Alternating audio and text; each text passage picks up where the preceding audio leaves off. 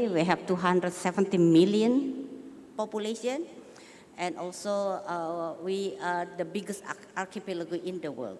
Yeah, so putting infrastructure, especially telco infrastructure in Indonesia, is very, very costly. So we spend from 500 million to 1 billion US dollar per year for as capex. For what? Investment to build this telco infrastructure. One company, 500 to 1 billion every year, US dollar.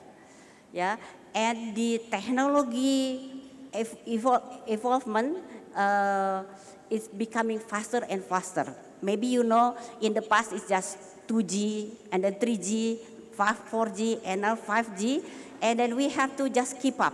So the investment is never stopped. The investment is never stopped, so it is like a very hungry investment industry.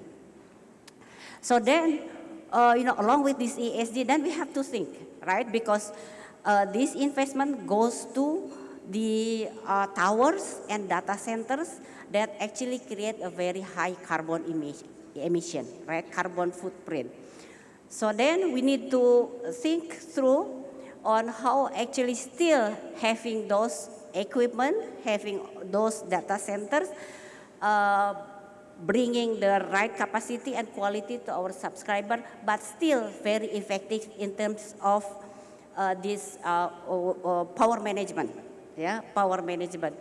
So this actually triggered us to change our mindset of ESG from just about compliance to a value creation.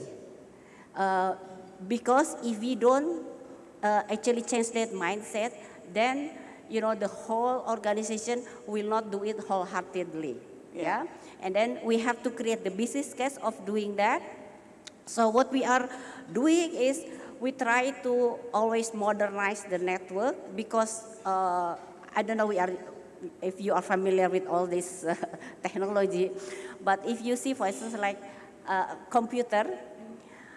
The newest one is become much smaller, but then having much more capacity and less energy consumption. So that's why we have to always modernize this thing, because the carbon emission is much lower while the capacity is much higher. So that's actually how we do it in ESG framework. And probably it's counterintuitive, because by doing that, investment in the beginning is actually very high, but in the long run, it gives us cost saving, efficiency in terms of OPEX, because of the lower energy consumption. Actually, this is my next question, because Milton Friedman, who is considered a business guru, said that ESG principles are not good. They're distracting. The focus should be on bottom line to profit to shareholders. And he feels that these metrics that this panel has been talking about is not good for business overall. So can ESG be profitable? Chandatip already mentioned that it was for them. So let me skip and let me ask you, it has been. Yes, it has been profitable because I think ESG can bring win-win for everyone. So it doesn't force us to do a trade-off, but you should see it from a mid-term to long-term horizon. Of course, if you see just for short-term, because that investment, for instance, like in our case, when we put renewable energy, we have to change our genset to solar panel and so on and so forth. So if you just calculate for the short-term, negative, but we do business for long term, right? In long term, it's actually a positive business case, and what we have done so far by implementing it for the last 10 years is actually every year we get 10% cost saving, which actually increase our EBITDA margin by 10 points. Okay, so ESG could be a vehicle for growth. Correct. Financial and otherwise. What about in insurance? In insurance, for us, the sustainability and taking care about long-term future is the key for profit. So why we have to That's true. cannibalize our future trying to get more profit right now. It's so unwise, let me be polite. Yeah. So we have to be really focusing on that, because even the purpose, what we announced globally and we are following, so we are always with you, you know, building more confident future is a MetLife logo. And being a global company, this is something very interesting, because we are learning.